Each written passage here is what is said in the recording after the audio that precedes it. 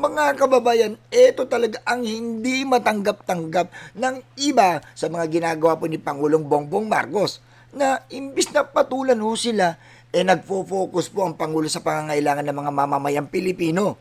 Sa gitna po ng banta sa pagtaas ng presyo ng pagkain dahil sa kaguluhan sa ibang bansa, walang sinayang na oras at kumilos po agad nakipag-usap sa malalaking kumpanya.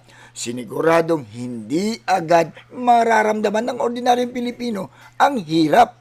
Kaya ito po, price freeze hanggang 60 araw. Hindi ito palabas, hindi ito paepal. Ito ay konkretong aksyon para hindi magutom ang mamamayan. Habang ang iba nagrereklamo, ang gobyerno ay nagbabantay ng presyo araw-araw, sinisigurong walang hoarding, walang pananamantala at may sapat na supply ang bawat tahanan. Ito ang katotohanan. May leader na nag-iisip para sa kinabukasan. May leader na hindi nagpapadala sa ingay. May leader na kumikilos para sa Pilipino.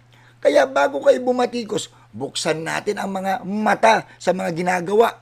Dahil sa likod po ng lahat ng napupunaw ninyo, may mga hakbang na tunay na nakakatulong sa bayan. Ang ating Pangulo. Real talk lang.